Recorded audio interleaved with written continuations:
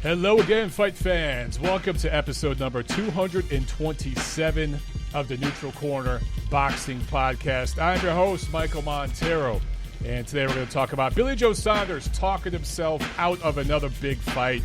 What else is new? Allegiant Stadium in Las Vegas, is that going to be the site of the third fight between Fury and Wilder?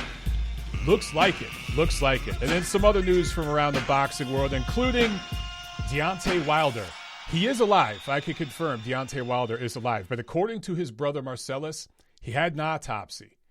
That's a first. So Deontay Wilder really becoming the first human in the history of all of humanity to have an autopsy while living. This is breaking news, ladies and gentlemen. And we're going to have a great guest on the show later.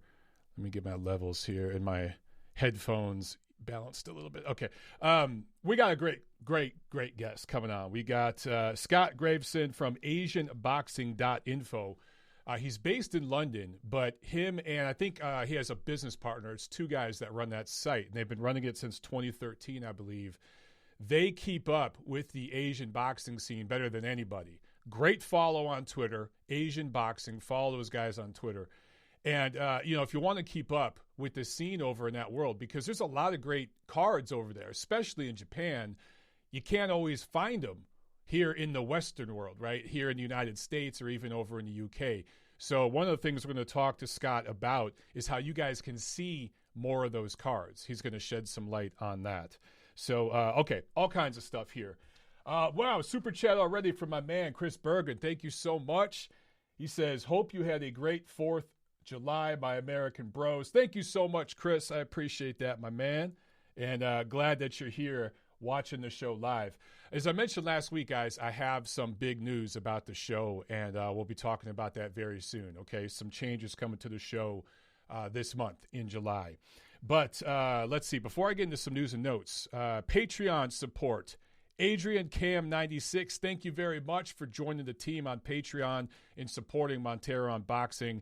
And then my friend Florian Seagriest edited his pledge. He upped his pledge over there from Sweden. Thank you so much, both of you guys, and to everybody who contributes to Montero on boxing over there on Patreon. Of course, all of you who contribute here on YouTube on Super Chat. And some sad news, but I want to give a shout out. I want to make sure I do this for a friend of the show, Eddie Alvarado. Watches the show, listens to the show often. Eddie lost his mother last week, Mary Alvarado from Laredo, Texas. He asked me just to give her a shout out on the show, in memory of his wonderful mother. Eddie, I'm so sorry to hear about your loss. And, look, we're all thinking about you, man. And anything I can do, guys, whenever you're going through something like that, all you got to do is ask. And sometimes it's just as simple as just mentioning a family member's name, a friend's name, something like that on the show. If I can do that to help you guys get through a difficult time, just let me know, and it's done, okay? You guys are my boxing family. I love all you guys. So, Eddie, we're thinking about you, man. All right, let's talk about some good stuff here. You know what? One fun little troll item. I did a Twitter poll yesterday just talking about the shittiest human beings in regards to female characters in movies. And I'm kind of surprised at the results. So my 3 choices were Jenny from Forrest Gump. Jenny. How many syllables? Jenny is 2 syllables, right? The way Forrest said it, it had 14 syllables. Jenny.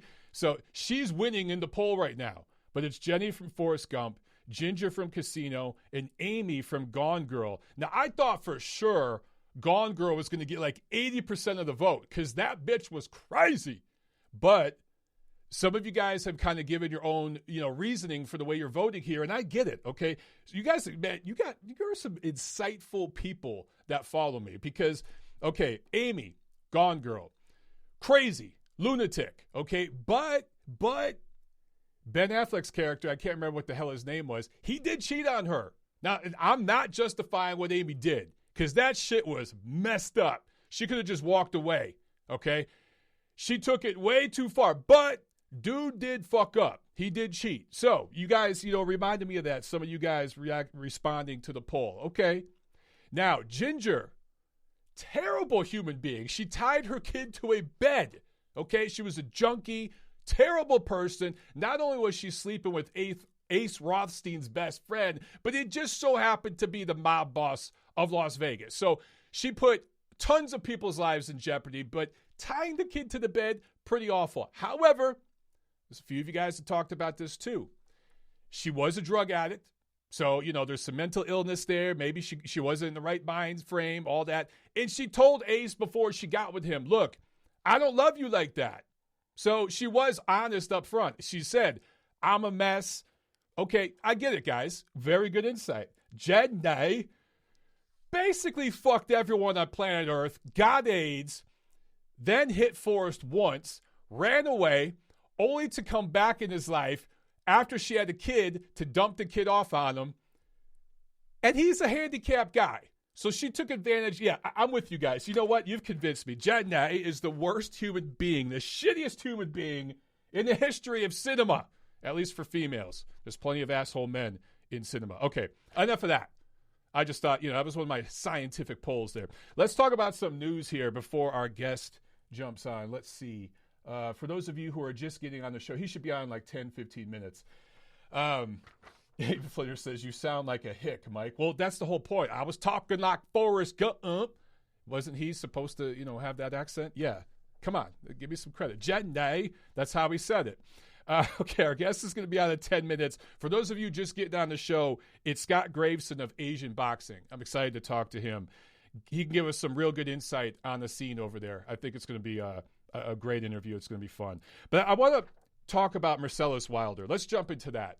Okay, so, you guys are all boxing degenerates like me. I know you've already seen this, but I think it bears repeating. Marsellos Wilder, I think he posted this on Instagram. I'm just going to read this word for word, okay? I'll try not to laugh. All right, he just says, it's crazy when you great. They got to do everything that's underneath real to figure out how to stop you. That wicked shit about is people on your own team will do anything for the hate. Money will help them ops take you down. It was discovered by doctors that my brother has a dent in the side of his head. I'm sorry, guys. This is due to a blunt object struck against his head from his last fight. No glove or fist was able to cause the damage, according to the autopsy. This is real. Okay, when I first saw this shit, I thought it was people trolling on Twitter. I'm trying not to laugh. Just try to read that shit, grammar correct. Try to read that. Oh, God, it's difficult. But just to clear the air, okay, I want to make sure because this is 2020. And now we have to preface everything, right? Because everyone gets offended and everyone freaks out if they see anything on Twitter. Just a reminder, guys, Twitter, Instagram, all that shit, it's not real life, okay? Just a reminder. But you can't get an autopsy if you're alive, okay? I just want to make sure you guys know. I'm pretty sure you guys already know that, but autopsies are for dead people.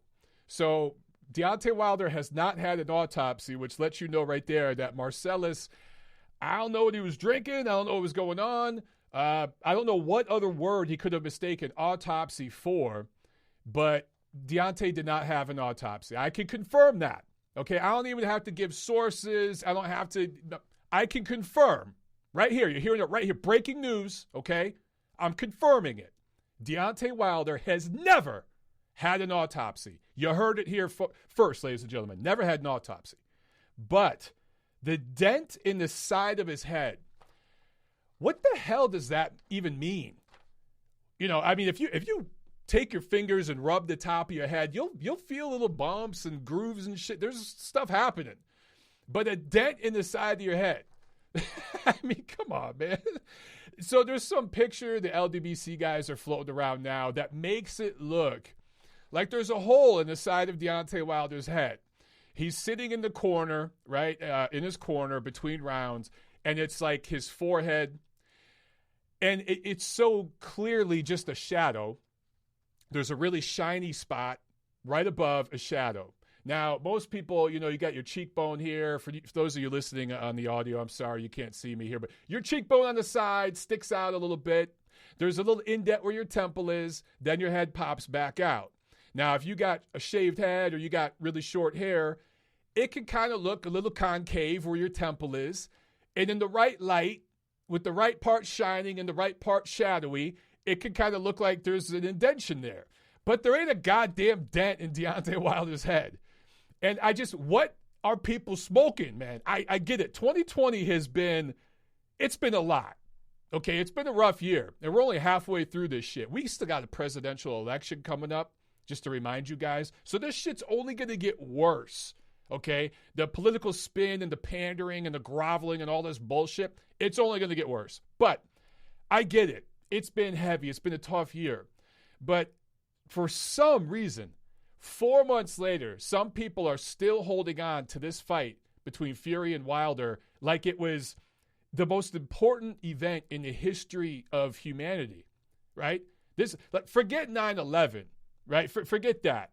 Forget a global pandemic. Forget that. It's about Deontay Wilder not being able to defeat Tyson Fury. Some people are just so beyond. It's like a religion to them. Honestly, it's like a religion to them. And Deontay Wilder is the embodiment, the symbol of their religion. And they cannot get over it. It's one thing to make excuses. Look, what's crazy is honestly Deontay Wilder's actual excuses from him. The heavy suit and all that kind of shit. Remember how crazy that shit sounded the week after the fight? I remember doing like 4 or 5 radio interviews that week. And everyone wanted to talk to me about that. Even guys that do like very, very mainstream sports kind of shows that rarely talk about boxing. They wanted to have me on to talk about that because it was such a crazy excuse. But now, that shit seems kind of legitimate compared to these excuses. All the excuses we gotten from Wilder's fans and family members since are so fucking crazy that it makes the suit excuse sound reasonable. I didn't think I would say that shit. If you told me 4 months ago that the heavy suit excuse would sound kind of tame, kind of lame, and kind of just mundane and everything, I would have laughed at you. But that's where we're at. Like, the heavy suit excuse right now sounds like, oh, yeah, okay, that sounds legit. That's honestly how far this shit's gone. All right, let me go back to the chat here on YouTube. We got a couple super chat pledges from Mark. Thank you so much. Unrivaled Boxing Talk and News, ladies and gentlemen. Awesome channel. Does awesome content. Thank you so much, Mark. I appreciate it. He says, thoughts on Ryan going the WBO route. And then he has, maybe it was a biopsy from the mammogram as it relates to Deontay Wilder. I'm not touching that second one. With Ryan, I assume you're talking about Ryan Garcia. Look, man, I don't know what to make of Ryan Garcia right now because this guy has found a way to talk himself out of so many fights, so many opportunities. And it reminds me of guys like Demetrius Andrade, who has accomplished more than Ryan Garcia already. Billy Joe Saunders, Demetrius Andrade, Devin Haney, Ryan Garcia. It goes across the board. It's not just American fighters. It's UK fighters. It's prospects. It's guys with titles. It's across the board, dude. These guys talk themselves out of more opportunities than they're willing to accept. There's nothing wrong with being safe and making smart decisions. In fact, that's good. You need to have a good team around you to make good decisions. Someone like Gabriel Flores, I think he has the right team around him, giving him the right advice, and they're making the right calculations as they proceed. That's a solid team advising a kid that's really going to be something. I think they're building him the right way. But with some of these other guys, man, like Billy Joe Saunders with MTK Global, I think he's getting some shitty advice over there. Ryan Garcia with his advisor, Lupe, I can't think of his last name right now. He's getting some shitty advice. Several of these guys. Devin Haney with his email title. What the hell's going on with the WBC? There's like 4 different belts in the same division. They're making the WBA look reasonable. This is insane, man. This is just insane. But going the WBO route, who's the WBO guy at 135? Let me look at this. So Ryan Garcia is supposed to fight Luke Campbell, right? That is the mandate from the WBC for one of the 4,000 titles they have at 135 pounds right now. And I don't feel confident that fight's going to happen. I'm not alone in that opinion. I saw that Steve Kim, my man over at ESPN, he tweeted about that today as well. or maybe it was yesterday or something, where he said, I don't think that fight's happening between Ryan Garcia and Luke Campbell.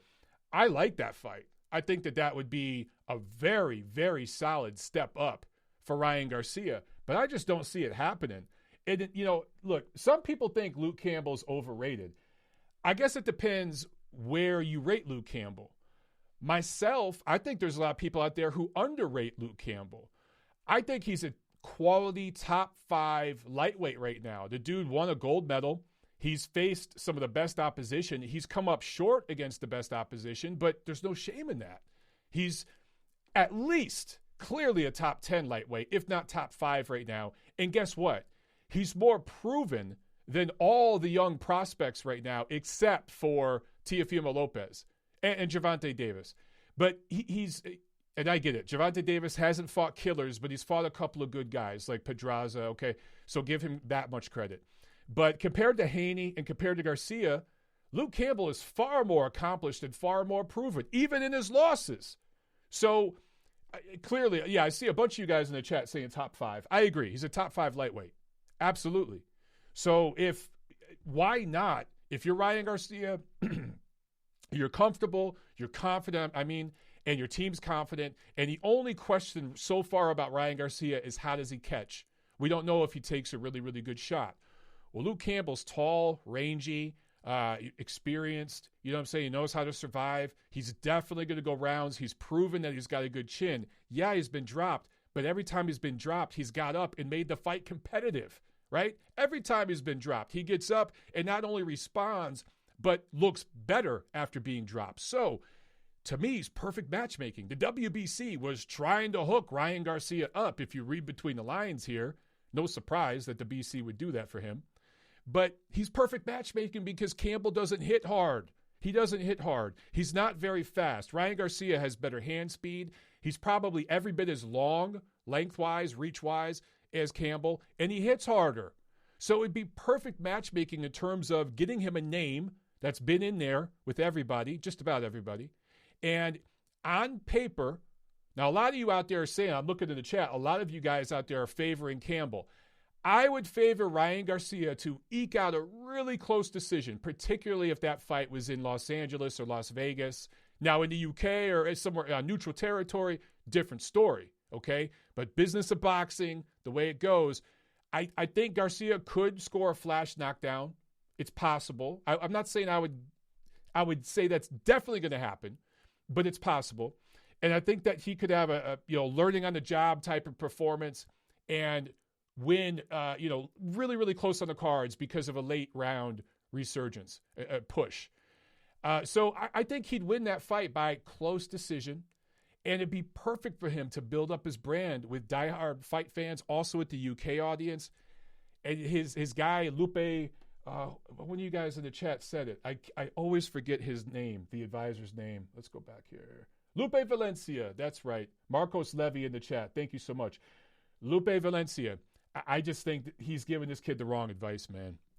Definitely not giving him the right advice because that is the perfect freaking fight for him. He could go right in there and do something that matters and start to really build that brand. So let's see. Gail Falkenthal says, I am Team Garcia. He'll be pushed, but Linares beat Campbell, and Linares was considered a good step up for Garcia originally. I agree. But then, what's up with Linares? Why doesn't Garcia seem to want that fight anymore? What's going on, Gail? Let me know what you think about that. Okay, let's see. I think we have our guest on the line. Let me make sure. Yes, we do. Okay, guys, this is Scott Graveson of Asian Boxing, and he has run that site since 2013. And he's going to give us a little bit of lowdown on the scene over there in the Far East. Scott, welcome to the show. Can you hear me, my friend?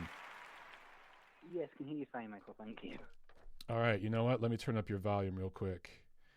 Okay. So, can you hear me clear? We're good to go? Yeah, I can hear you. It's no problem. All right, great.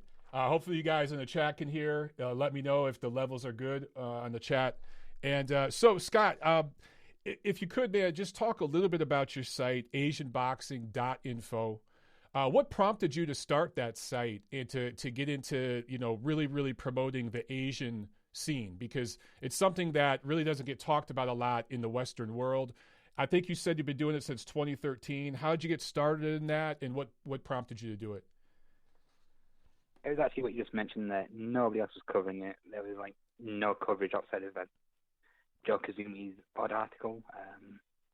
And there's this big world out there. All the fights in Japan, China, Thailand, Indonesia just weren't really getting the coverage. So that was a big prompt there. Where to get this information from? And with no one else covering it, it was a case of me doing it or nobody doing it at the time. I think, you do a great job because you cover the little stuff. I mean, I say little with air quotes because, these aren't always little shows. These are big shows over there, but they get little coverage over here. And I hear your accent. You're clearly not from Asia. So what got you into the Asian boxing scene? Is it just a particular style of fighting, a particular promoter, a fighter that got you involved? What happened there? It was the mentality and the fast tracking the prospects. I really thought it was exciting. I thought it was something we didn't see in the West.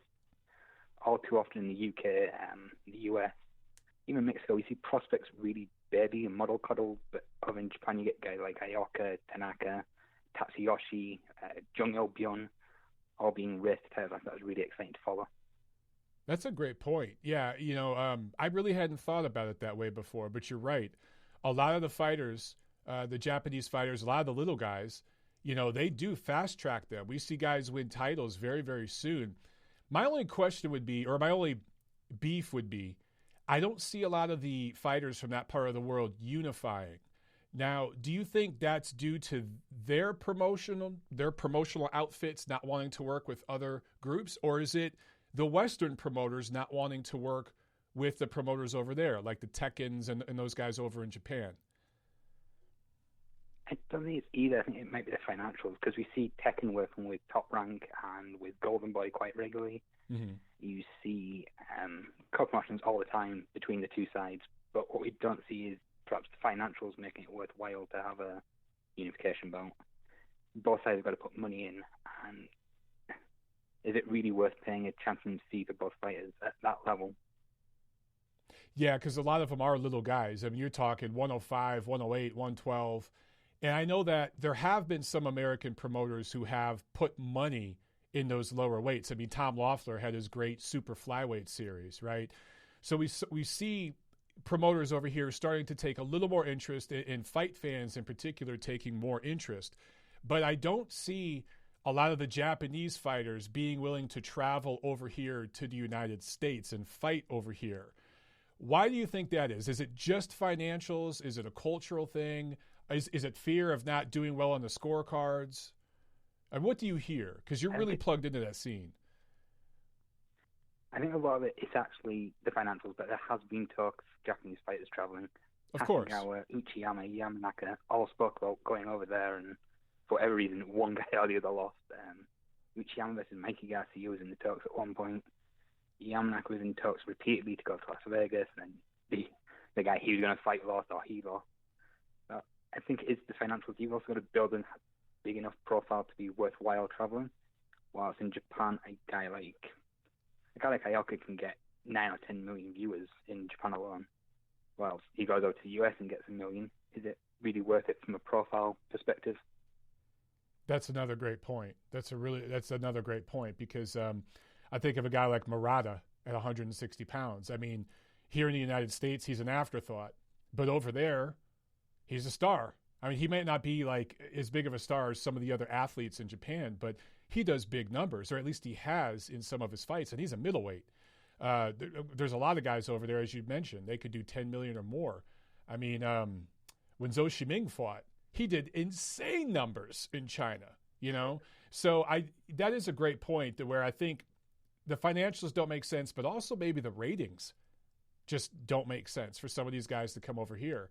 The fight last year between Inoue and Donaire, a lot of American fans were pissed off that it was happening in Japan, the day that it happened, the time that it happened.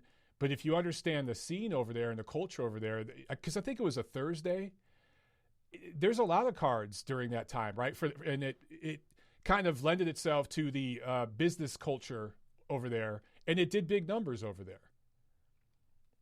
It did extremely big numbers. It was over 10 million fans just in the Tokyo region. You don't see those sort of numbers in the US for a weekend fight, never mind a midweek fight. It also sold out the arena, 20,000 fans in an arena. They were the main event. Would they have been the main event had it been in the US or the UK? We saw a Inoue fight in Glasgow, and even there he was, I know Josh Taylor was a headline there, but he was demoted under somebody else. So, yeah, there's certainly a case of higher profile, better viewing, more attention on them, I guess, as well. Yeah, I'm getting a question here in the chat from Mark over at Unrivaled Boxing Talk. Thanks for the super chat again, Mark. He's asking if he could call in to ask some questions. Are you cool taking some calls from the listeners, Scott? Yeah, sure. Yeah, Mark, call in, man, because I know you'll have some great questions. Because Mark, he pays attention to the little guys. So, Mark, if you're out there, go ahead and call in. Any of you guys, if you want to talk to Scott about this stuff. I think that's another thing, too, culturally. Speaking as an American, I could tell you a lot of American sports fans are into big athletes, right? That's the NFL. Everyone's huge. The NBA, everyone's huge. And part of me thinks that because a lot of these guys are little guys, that a lot of American fight fans don't want to see or just don't care as much about watching them. How do we change those attitudes, Scott? You know, because you talked about the mentality of these guys, the heart. I can tell you anytime a Japanese fighter comes over here, it's all heart. I mean, these guys come over here and fight just with an amazing, amazing tenacity. How do we get more fans to be interested in that scene over there?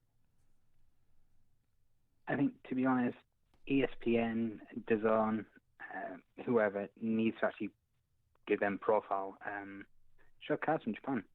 I know DAZN do show some fights from Thailand. They have a deal with WorkPoint. There's no reason why the taking cards in Japan can't be aired on ESPN as part of their deal. Every first Saturday of the month, usually, there's a Japanese live TV card. Yeah, they could really help themselves by promoting these guys on foreign soil, letting them build up a small cult following, and then putting them in the bigger fights. It seems to make logical sense for the US promoters who are going to work with them anyway eventually to promote them on their profile. At the end of the day, what sport is being shown on ESPN at whatever time it is when Japanese cards are on? It's like 3 o'clock in the morning your time, I guess. Yeah, the timing is tough. But, you know, I think, you bring up a good point, though, because with the streaming services specifically, ESPN Plus, DAZN, you might not be able to catch a card live. But I think you were telling me that there's a Thai card on July 11th, and then I think there's a card coming up in Japan this month, right? What's the date? There's a few cards in Japan. Coming up in July. There's one on the 11th, and there's Naoya Inoue's cousin on the 16th, and one on the 22nd. Okay. There's actually quite a few. They're just not on BoxRec yet. Yeah, okay, so, well, there you go, everyone. Breaking news, because it's not on BoxRec yet, but you heard it here. So you got 3 different cards coming up in July, including Inoue's cousin, and those would be very, very cheap to pick up for ESPN Plus. I know ESPN Plus picked up a fight or a card in Kazakhstan on the 18th, so they're investing in those markets. It wouldn't be that much to pick up one of these Japanese cards, and again, even if a fight fan here can't see it live, they could watch the replay later on and start to see some of these little guys. Because, I mean, Scott, honestly, anyone who saw Inoue Donaire, were they disappointed? I don't care what damn time it was. That was an amazing fight. Yeah, that's a fantastic fight. Even going back a little bit further, Shokimura versus Kosai Tanaka. There was a free stream for that, and that was what? Absolutely. The fight of the year that year as well. You know, I'm going to jump here to the phones. I think Mark is calling in. Mark, are you on the line? Yeah, it's me.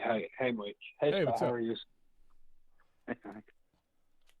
I'm good. I have a couple of questions. I don't know if this is like official because I haven't seen anything, but I've heard rumors that Junto Nakatani's fighting August 21st for the vacant WBO. Yes, against Game on McGraw. That's actually going to be televised on Japanese channel G+, which is available through a service called iSakura if you really want to watch it live. Can you spell that? I know. Can you spell that, Scott? iSakura, Isakura. It's a subscription service for loads of Japanese TV channels. So could somebody like in the USA or the UK, could they subscribe to that and it'd be like a streaming platform for them? Yeah, the only place you can't actually subscribe to that is Japan. It's made for expats. Okay, so anywhere outside of Japan, Isakura, you could pick that up and you could stream some of these Japanese fights. And as you mentioned, Scott, they have cards all the time. A lot of times multiple cards a month, correct? They have at least one live televised card a month, okay. Usually 2 to 3 delay cards, and then loads of archive footage shown throughout the month. There you go. Mark, what else you got? I know you got more than that, Mark. I just want... Yeah, I know. I wanted his thoughts on his opponent, Guillermo Magramo, because like last time I actually watched him was against Wasim, and he lost quite comfortably in that fight, in my opinion anyway. I wanted your thoughts. Do you think Junto is going to easily get through this fight, or if it's going to be a difficult fight for him? I think it's been quite difficult. Magramo has learned a lot from that Wasim fight. He recently went over to China and beat Wen Fenggang, a really impressive performance. He perhaps isn't as natural as Nakatani, but he's heavier-handed. So yeah, I think Nakatani's going to have to work hard for the win. Awesome. And is there any possibility that we'll ever get a unification between two Thai fighters? Because like at minimum weight, we've got CP Freshmark and we've got Wan Hang Meniotan. I was just going to ask about that. I don't think we've ever seen. I don't think we've ever seen two Thai fighters actually unify for a belt. Is there a specific reason for that? Usually it's actually because they have the same money men. It makes more sense from the Thai perspective to keep them apart and have two champions running shows. With Wan Hang and Knockout, they're both essentially sponsored by the CP company, which is CP Freshmart. And it makes more sense for them to have two champions getting two sets of purses, two TV revenues, two streams of advertising revenue, than it does have them unify for essentially pittance. Okay, awesome. Scott. And just my last question. Do we have anything on Kenshiro Tarajiri? Like, is there anything coming through with Kenshiro, or is he just passing through, like, fighting against nobody? Because it's getting disappointing at this stage, for me, personally. To be fair, Alvarez did get quite sick on their match fight last year. At the moment, Kenshiro's kind of like everyone else in Japan, just waiting to see when doors are going to open for fan venues and big venues. He was hoping to fight 3 times this year and try and match Yoko Gashikan's Japanese record next year, but due to the ongoing global issues, there's kind of all plans been put on hiatus with him. Okay, so him and Hiroto Kaguchi isn't going to happen this year? Probably not. Probably not next year either, sadly. Okay, thank you. Have a good one, guys. Take care. Hi, Mark. Great stuff. Yeah, I was going to ask about that unification at 105 as well with, he's got 800 different names, but Wan Hang and Knockout Freshmart. You know, do you have a finger on the pulse with the fan presence over there, Scott? And, like, is there any push from, let's say, Thai fight fans to see a unification? Is there any push over there to say, hey, let's see these two guys fight each other so we can know who's the best Thai fighter in this division? Or do they not care? I've not seen a great deal of push for it. There may well be, but I've not seen any. Again, they're kind of happy to have 2 world champions. It's very similar to, I guess, the Myung-Woo Yu, Jungkoo Chang situation in Korea, where they're on different channels, but there's no real desire from either fighter to push for the fight either. And both of them do well enough financially and do good enough ratings where, from a business perspective, it's justified, right? There's just no push, no financial incentive to do it, at least not yet. Well, the financial perspective comes from the sponsor, and the sponsor doesn't want the fight, so it doesn't get paid. It's probably as easy as that when it comes to Thai. Okay. That's interesting. Yeah, I know, like, here in the United States, I do think, and in the UK as well, other parts of the world, if there were two fighters in a division, fans would want to see that unification, and they'd be bitching about it on Twitter. They'd be talking about it on social media. And, I don't speak Thai, I don't speak Japanese, so I don't follow the Twitters over there. And I'm just curious, if people are talking about that and demanding it. I just wonder, because maybe if there was enough of a push, and it could kind of be, let's say, a Thai super fight or a South Korea super fight, whatever it is, then it could happen. Has there been anything like that in recent memory that you can think of, an example like that? In Japan, there was Akira Yaigashi versus Kazuto Ioka is the big example. Yeah, okay. So it can happen. It just, there has to be, because that was a situation where, was it rival networks, rival sponsors coming together, working together? Yeah, that was just the fighters. Incidentally, the two guys who promoted the guys, so Ioka was promoted by his uncle, and Yaigashi was promoted by Hideyuki Ohashi, and Ioka and Ohashi were sort of rivals when they were pros in like the 1990s. So there's that longer-term rivalry between the two camps as well. So there was enough of a storyline there, enough of a built-up rivalry where it made sense. Okay. We have another question. Super chat again from Mark. Thank you so much.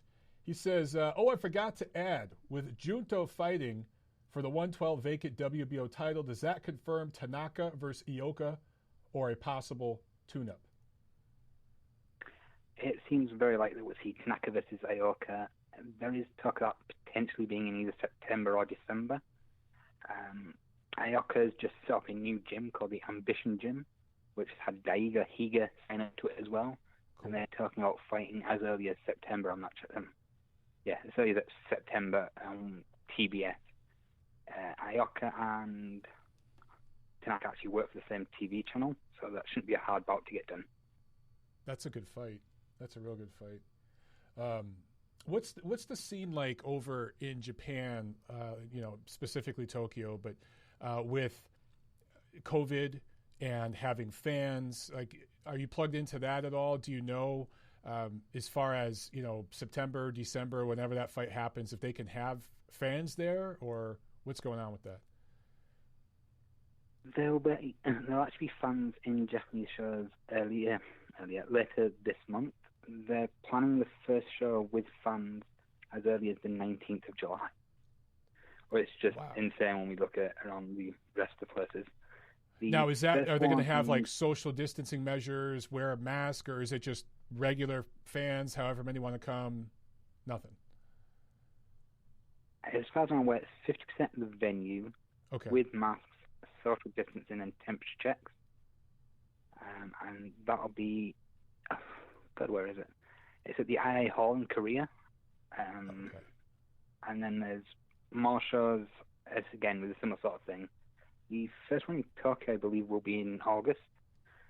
So, first one in Tokyo will be in August. The first ones outside of Tokyo will be in Okinawa and Aichi Prefecture, where, again, they're using 50% of the venue with social distancing, masks, temperature checks.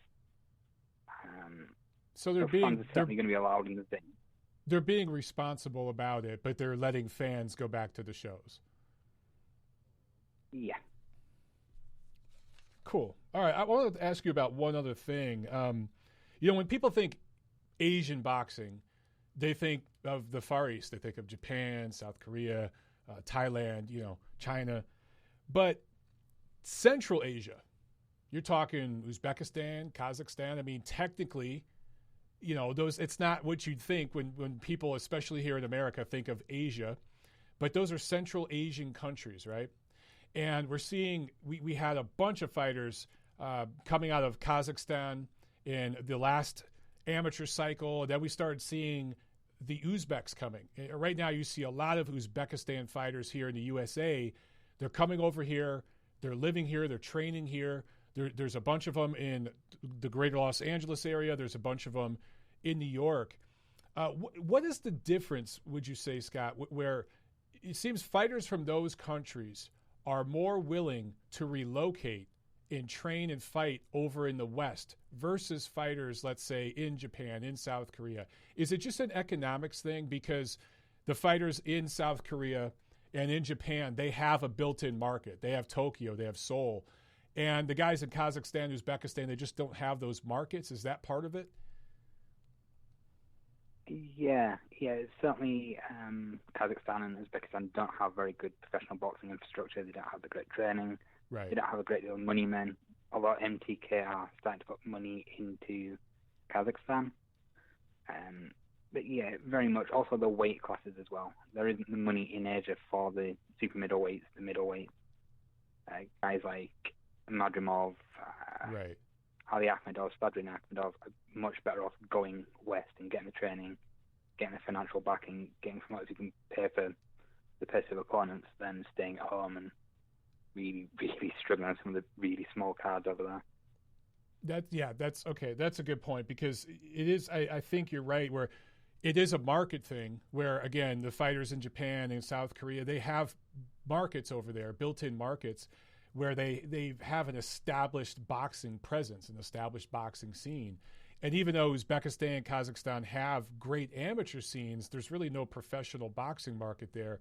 But as you mentioned, the weight class, the fighters at 147 and above, they can come over here to the United States or the UK, wherever it is, and there's sparring, there's better sparring, and the promoters want to work with them, the networks want to work with them. For some of these little guys, the market is probably better for them over in the Far East because the fans over there are more apt to watch a guy who weighs 108 pounds.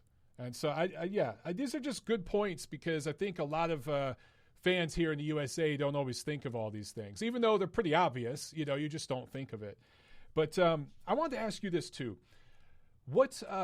Is there a fighter or a handful of fighters you could think of that are kind of flying under the radar right now for most Western boxing fans that are fighting over there in the East that you think fans over here should take a look at? Yes, a huge list of fighters like this. Oh, okay, a huge list.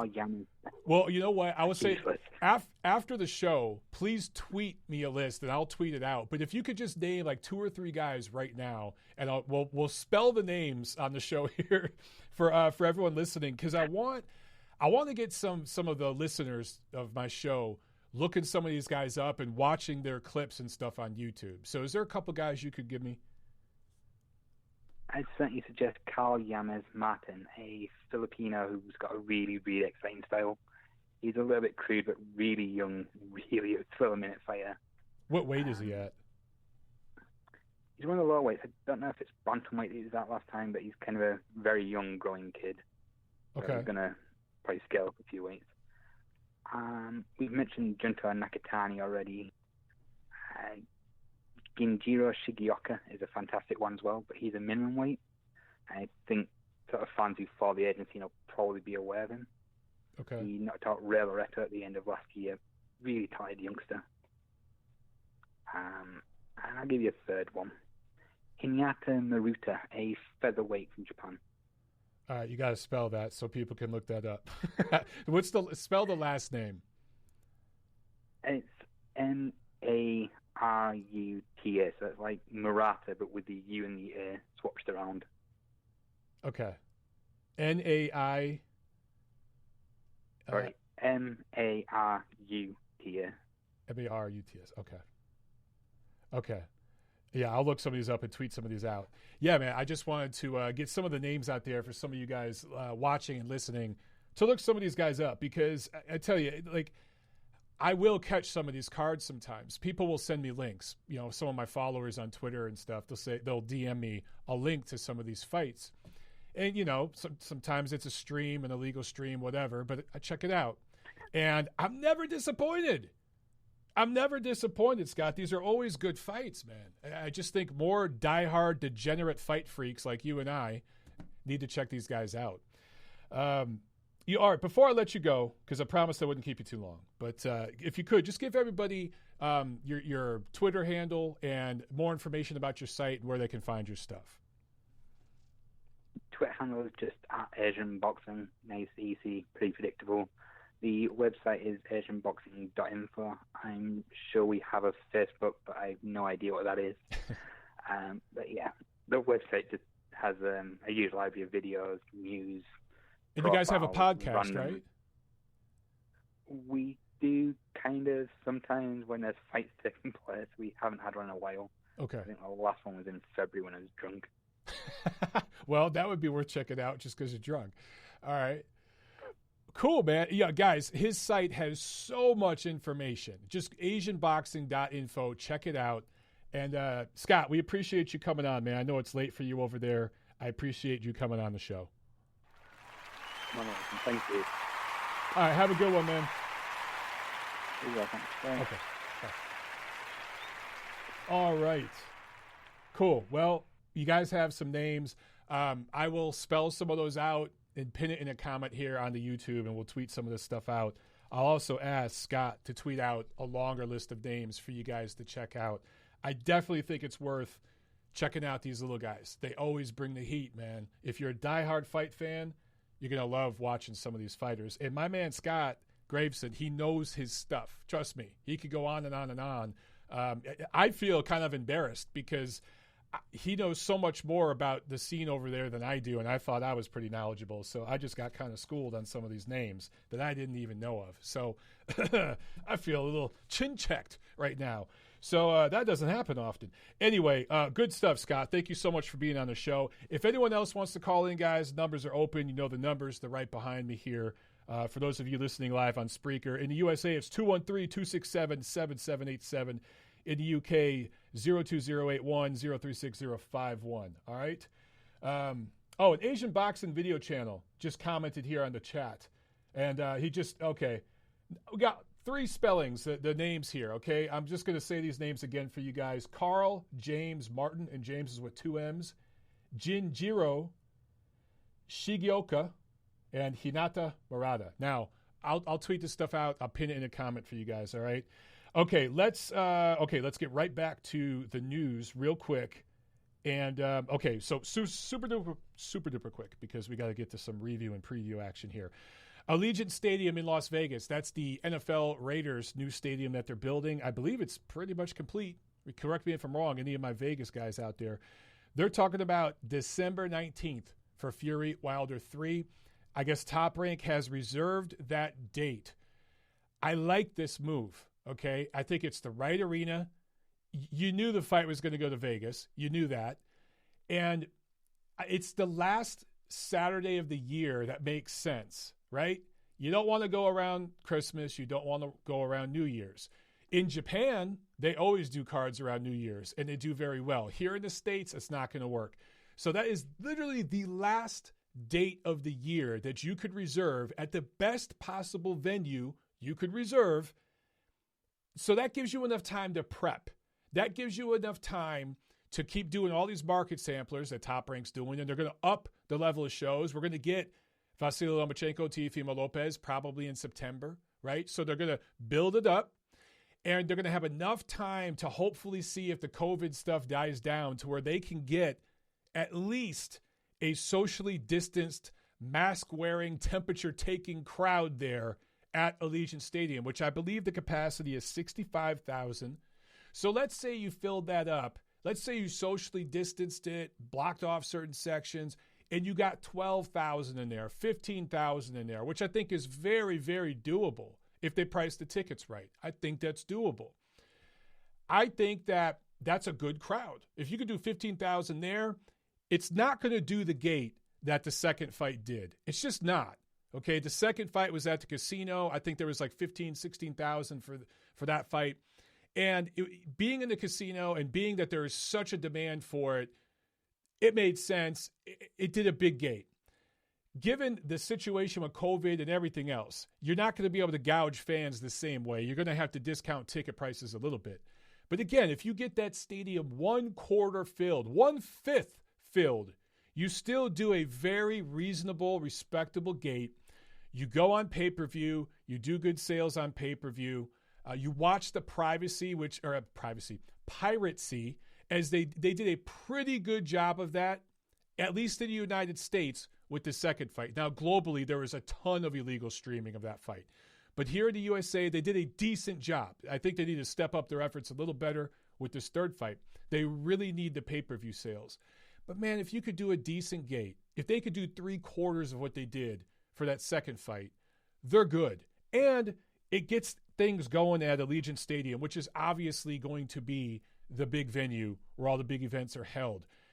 I think it warms up Allegiant Stadium for that third fight between Canelo and Gennady Golovkin next May. It also warms it up for if Fury should win and Fury and Anthony Joshua do get their 2 fights, or at least one of them next year, you get that big heavyweight fight in Allegiant Stadium, right? So just imagine if Anthony Joshua makes the flight to America. He's sitting there in the crowd to watch the third fight between Wilder and Fury. And maybe he gets in the ring after the fight and they set it all up right there at Allegiant Stadium. It's perfect brand building. It's perfect marketing. It's story building. It works. I just like this move by Top Rank and Bob Arum. As I've been telling you guys all year, they are going to have a big 2020 despite the global pandemic, despite these summer fights not doing huge ratings. Tell me right now, okay, if you had to vote, if you had to guess who the promoter of the year is going to be for 2020, if you're not saying Top Rank, you're a stunad, which means you're an idiot, okay? Let's go to the phone lines here. 773, you're on the neutral corner. Go. Mikey, you know I got to talk about this Wilder stuff. All right, man. Well, did you get your autopsy results? What's up? No, because I didn't die yet, so I'll wait for him to wait for the pass away, then I'll get the autopsy. But you know what's crazy about this situation is it's just manifested to where now I look at comments on the internet, like they posted the replay of the fight, and under the replay, all the comments were, "Oh, Tyson Fury cheated. Oh, Tyson Fury needs to be arrested for endangering him with the gloves. He put a dent in his head." It's manifested to where now even the public is repeating these talking points. To where it's got, before it was just a niche on YouTube, but now it's go full blown mainstream, and it seems like there's no media pushback for calling out these conspiracy theorists like ESPN, Fox Sports, Yahoo, all these different platforms should be setting the record straight, calling out these nut jobs for being sore losers, but I rarely see that. I don't see anybody giving them pushback. They're allowed to just spread their conspiracy theories, and the only people pushing back are people like me and you on YouTube, but I feel like this needs to be mainstream pushback from all the major media platforms. But I do appreciate people like you and other YouTubers. Well, you're not a YouTuber, you're a journalist, but still, you don't have the platform that someone like ESPN does. So what's your thoughts on that regarding the pushback that needs to be taking place? Well, you know, I would say, look, it's not the majority of fans that believe this shit, okay? It is the minority. It's just that it's a very, very loud, very, very vocal minority. And that's just the way things work on social media, man. It's just, look at politics with, you know, the election and even COVID. The people that yell and scream the loudest, generally speaking, do not represent the majority of opinion. I think the majority of fight fans and media think it's all bullshit and laugh their ass off at it. But I talk about it. I will tell you, okay, so I work for Ring, and Ring is a respected platform in the boxing universe. But as you mentioned, it's not as big, of course, as ESPN because that's owned by Disney, and that's a massive, massive brand that covers all sports. Ring is a niche thing because Ring is limited to boxing, right?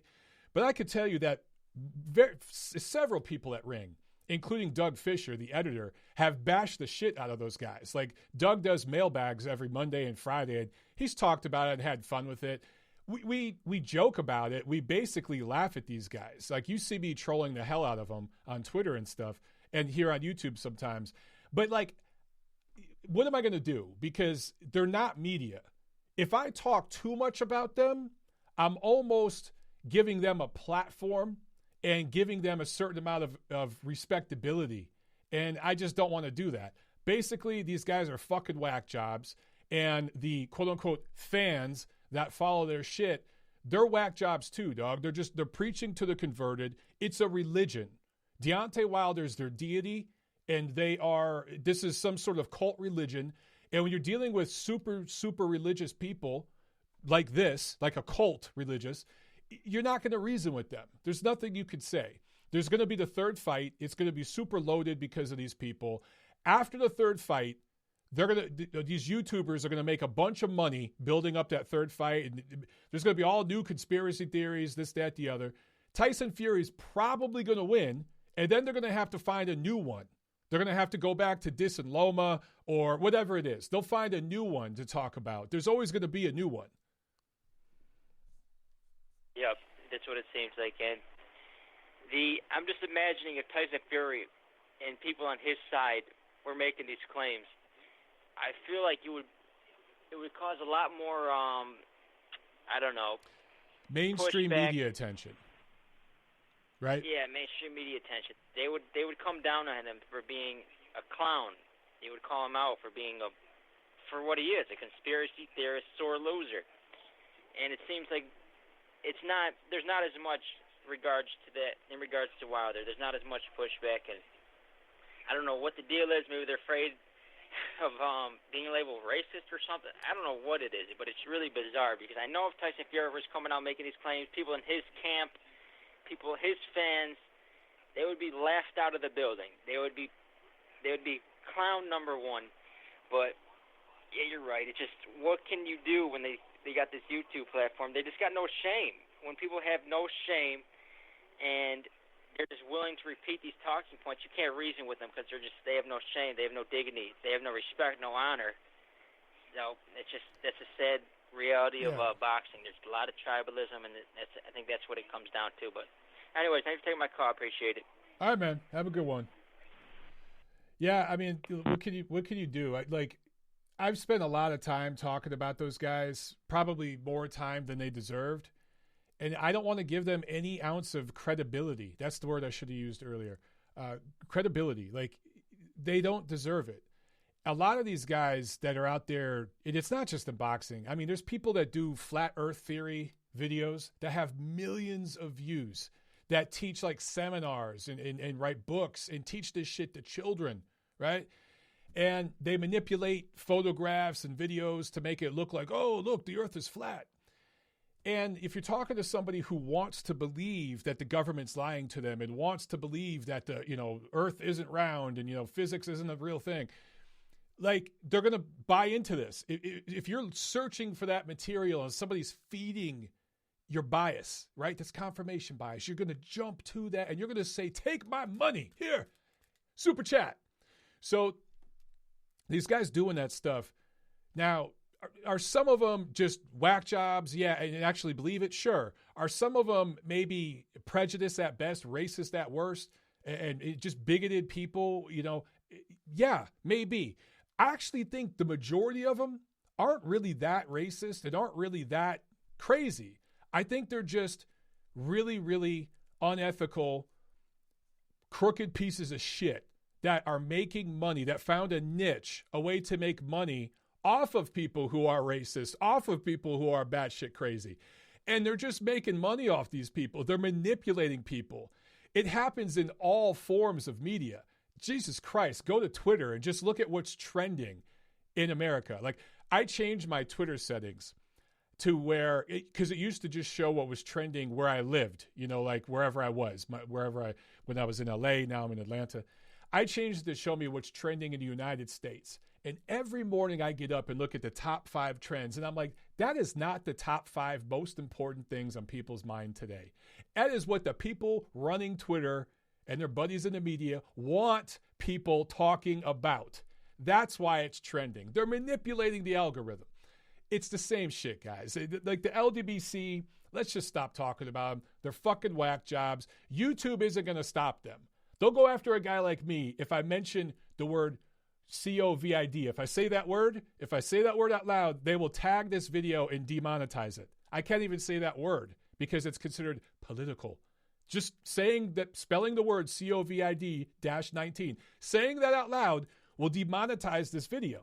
But you could have a channel that is race baiting, conspiracy theory baiting, blah, blah, blah, and you could make tons of money. Thousands of dollars these guys are making. That's YouTube, though, man. That's the people running YouTube. All right, real quick, Super Chat. I saw a couple of you guys in the Super Chat. Oh, my man Trent with the Super Chat. What's up, Trent? He said Campbell beat Irish Traveler John Joe Nevin for gold. Haney Campbell, or not likely? I don't think we're getting Haney Campbell, but, well, first of all, thank you, Trent. But I would like to see that. I'd like to see Campbell against either Ryan Garcia or Devin Haney. I'd love to see either of those fights. Both would be major step-up fights for either guy. I actually think that, man, style-wise, I actually think maybe Haney might have more problems with Luke Campbell just style-wise. Because I think Ryan Garcia is so fast and explosive that he could catch Campbell with something and score that flash knockdown. I don't know if Haney could do that because Haney sets up his power the more traditional way. And I think because Campbell's so experienced, he might see all that coming. Ryan might be able to hit him with something kind of crazy he doesn't see coming, but that's just my gut feel. Anyway, John Joe Nevin got his legs broke with bats by a rival Traveler clan. Well, you know what? I ain't saying shit. I wonder what MTK Global thinks about that. Thank you for the Super Chat, man. And Pietro, my man Pietro with the awesome T-shirts on the Super Chat pledge. Thank you so much, Pietro. I appreciate you, brother. Always doing a good job here in the chat with the wrench as well. I appreciate that, my man. Okay. Let me go back to some news. Wow, we still ain't through all the news, guys. It's great that we have so much news to talk about. I mean, this is actually good. I feel like we're back. Okay, Sergey Derevyanchenko offered fights with Charlo and Canelo. Now, I tweeted about this today, too. I like Derevyanchenko-Charlo better. Here's why. I want to see Charlo fight somebody. He hasn't fought anybody yet. He just hasn't. And I get it. Korobov, good fighter. And we don't know. Derevyanchenko, the condition he's in right now, might be the level that Korobov was at when Charlo fought him because of the beating he took against Gennady Golovkin. And yes, I get it. He landed a lot of punches on Golovkin too. Trust me, guys. I know people very close to both sides of that situation. Derevyanchenko took a heavier beating in that fight. Trust me on it. I'm not saying that because I have a horse in that race. It's just the facts. Yes, Derevyanchenko put a lot of leather on Golovkin. However, just trust me, Derevyanchenko took a lot more punishment. I don't know what he's going to look like coming back from that. I expect Golovkin to actually look better in his next fight than he looked against Derevyanchenko. But Sergey, I don't know, man. However, on paper, he's the best opponent Charlo will have faced. That's why I would rather see that. Derevyanchenko against Canelo, it's not the best opponent Canelo has faced. So while it's still a good fight, I'd rather see Derevyanchenko and Charlo fight instead. I hope that's what happens. And when you look at the political alliances with the PBC and everything, I think it's more likely you're going to get Derevyanchenko and Charlo. And I like that fight. It would do good numbers at Barclays in Brooklyn. And you know what? If they do it at the right date, that might be one I go up and cover live. I haven't covered a fight live at Barclays yet. I haven't even been to Barclays. So I'd love to go up there for that one. It would absolutely be worth my time. Okay, so Billy Joe Saunders. This is our last news item. So apparently he turns down the fight with Canelo in September around Mexican Independence Day. Even though he had already agreed to the fight in May, he had all summer long to stay in shape. It's not like, yeah, I get it, guys. The gyms are not open. Maybe he can't spar. But I kept my ass in shape during quarantine, and I'm not a professional athlete. I'm renovating a house. I'm planning on getting married this summer. I got a bunch of shit going on. I work 2 full-time jobs, including this one here in boxing, right? And I still kept my ass in shape. Not only that, I did the 75 Hard program. I told you guys about that. That's basically a boot camp. Think of that as a 75-day training camp. It's 2 workouts a day. Okay, so it's not as heavy as a professional fighter's boxing training camp, but it's pretty close in regards to what a weekend warrior could do. It's pretty damn close to it. There's a lot of professional athletes who do that program, and I fucking did it during quarantine. So guess what? If I can do that, and I'm nobody, Billy Joe Saunders could have done that and stayed in shape over the summer. Him turning down this fight right now in September tells me he's a fat ass right now who did not keep his ass in shape. Let's see, what else? Oh, he talked about he's not getting paid enough because they cut his pay. Well, guess what? They're cutting Canelo's pay too. Now, DAZN has said, Canelo, your next fight, we got to cut your pay, homie. And he agrees. Now, is he going to get more than whoever he ends up fighting? Yes. Is he going to get significantly more? Yes. He's Canelo Alvarez. He's the biggest brand in the sport right now. I get it. Tyson Fury's nipping at his heels. Tyson Fury might be the number one guy. We'll find out when he fights Wilder the third time in Allegiant Stadium. Let's see if Fury by himself can carry that promotion, because I can tell you right now, Wilder lost pretty much all the steam he had. So we'll find out. But proven name right now, Canelo Alvarez. And he's going to get more money. He's going to get a lot more money. But he's taking a pay cut too. You're still getting life-changing money. You're going to get the most money against Canelo than you're going to get facing anybody else. And all you got to do, even if you lose, you just got to be competitive. You got to win a few rounds and stay on your feet. Stay on your feet. If you can do that, your brand goes up. Now, some other fighters like a Gennady Golovkin or a bigger name like that, or even like a Murata over in Japan, who's a big name over there. Different dynamic, okay? But Billy Joe Saunders isn't a big name. He's not going to make anywhere near the amount of money he could make, even with a pay cut against Canelo. If he goes in there against Canelo, Mexican Independence Day weekend, does well, goes the distance, loses a close fight in the cards, his brand more than doubles overnight. And his pay scale goes up for the rest of his career. That's all he's got to do. He ain't even got to beat Canelo. That's the dynamics of fighting a guy like that. It's the same thing when you fought Floyd Mayweather last generation, Oscar De La Hoya a generation before that, Sugar Ray Leonard before that. You fight the top dog, you look good, you're competitive. Even in a competitive loss, your brand goes up. So Billy Joe Saunders is full of shit here. We're also, I don't know if you guys noticed this, do you even math, bro? It's July. It's 2 months between now and Mexican Independence Day weekend, right? That's more than enough time to get in an 8-week camp. Even if you want to do a short 6-week camp and do like a little pre-camp, little mini camp, and then do your 6-week boxing camp where you're sparring and all that good stuff, plenty of time. In my opinion, this proves Billy Joe Saunders is full of shit and needs a fat camp to melt off 10 pounds and then get into his regular training. Also, if you're fighting Canelo Alvarez here in the United States, you're going to be tested by NSAC. That's going to be VADA that handles that testing. I'm just going to put that out there. Maybe he just didn't want none of that. Okay. Let's get to the review, guys. Real quick review, okay? Last week, I wrote 7 articles for ringtv.com covering the Tuesday and Thursday shows. I also posted an article for the next issue of the magazine. It was a busy freaking week. Good week, though. Anyway, Tuesday, June 30th, Alex Saucedo improves to 30-1 with a UD10 win over Sonny Fredrickson. This was a one-sided beatdown, a near shutout, and I don't know why Fredrickson's team kept him in there. Yay, I went the distance. Yay, I went the distance. Yay, this isn't Rocky. You don't score any extra points for going the distance. After about the 7th or 8th round, I don't know. I don't know if I would have kept him in there, guys. Anyway, Saucedo did get hit a lot, still got hit a lot, but he got hit less. Continues to be a work in progress defensively. Fights at 140. This was, I think, at 44, but this was a one-off. Fights in the loaded division at 140. However, we're eventually going to get a full unification between Josh Taylor and Jose Ramirez. Now, after that, both of those guys are going to 47. They're both going to be future opponents for Terrence Crawford. Actually, I think in 2021, Crawford and Ramirez will definitely fight. That's already being discussed on the top-ranked team. So you're going to get that next year. Taylor, it might take a little longer, but anyway, they'll be at 47. Those titles are going to get split up, which means at some point, Top Rank, who kind of owns the WBO stands for We're Bob's Organization, right?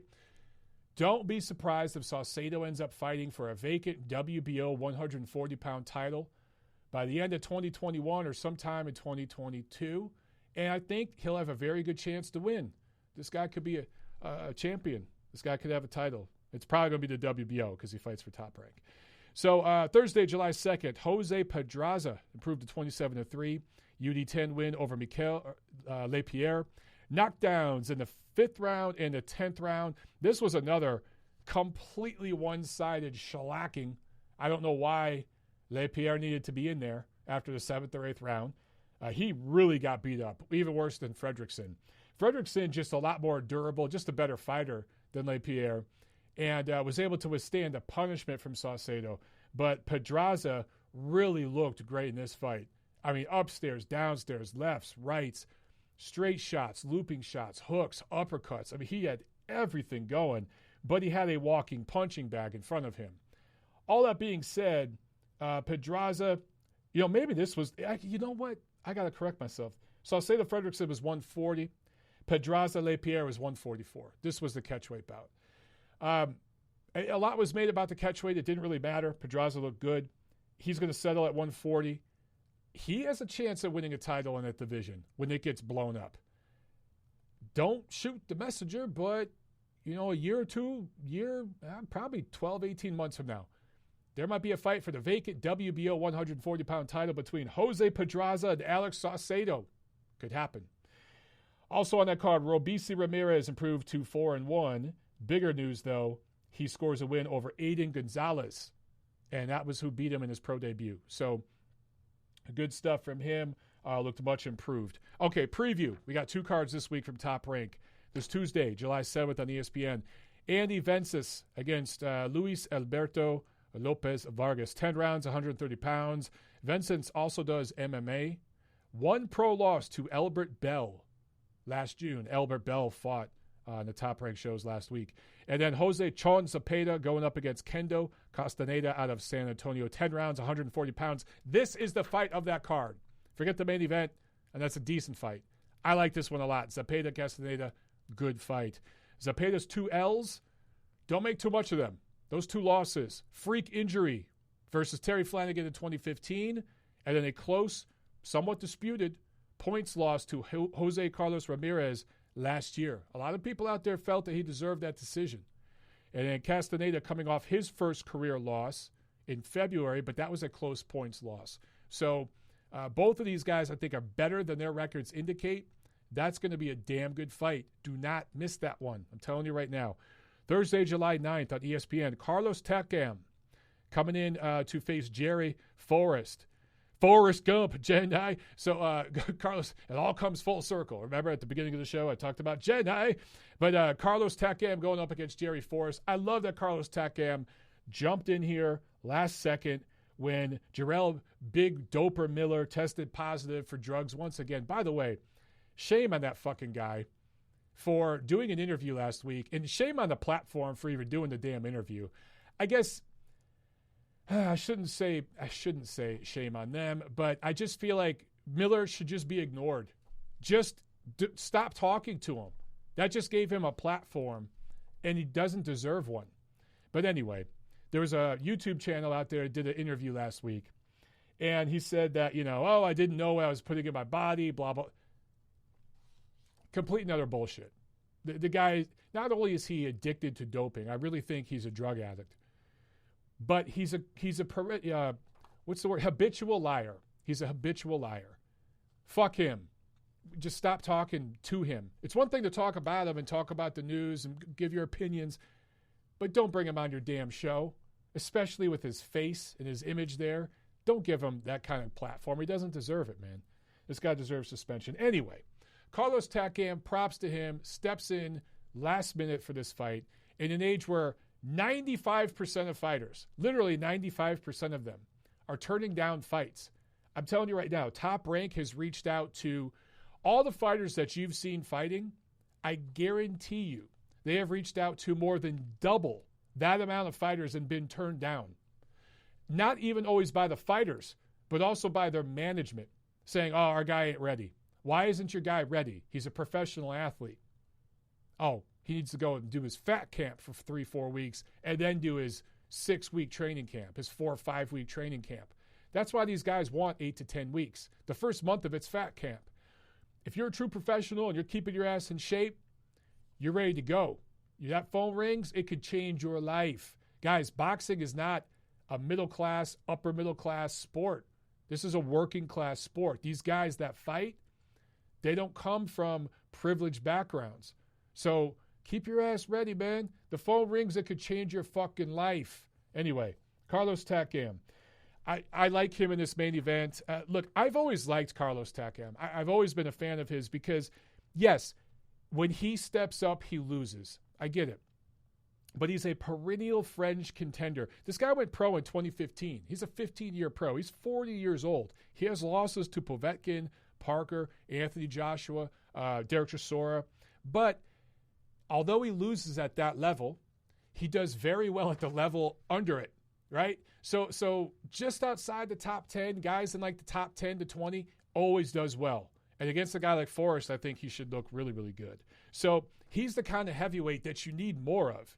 We need more Carlos Takams, guys that are willing to answer the phone when it rings, but also always give a good account of themselves. I've just always been a fan of his. Anyway, also on this card, super bantamweight fight, 122 pounds, 10-rounder between Carlos Castro of Phoenix, 25-0, going up against Cesar Juarez of Mexico. And then American heavyweight Jared Anderson, 4-0, 4 knockouts out of Toledo, Ohio, 6'4", 78-inch reach, big boy, only 20 years old, going up against Hector Perez of Puerto Rico. So that's what's happening this week, guys. All right. No calls. So you know what? Let's go ahead and get that outro music going. Oh, I still love that beat. All right, guys. Thank you so much to everybody in the chat, super chat pledges, and good guests today. I hope you guys enjoyed that stuff, and I hope you check out some of these fighters that our guy Scott recommended. And so over the next week or two, I'll let you guys know what's happening with the show. Big things coming. I promise you guys big things, and we're doing it. So, yeah, thank you so much, guys. And, hey, we're halfway through 2020. The second half has to be better than the first half, right? I hope so. All right, I love you guys. I'll see you next week. I'll see you at the fights.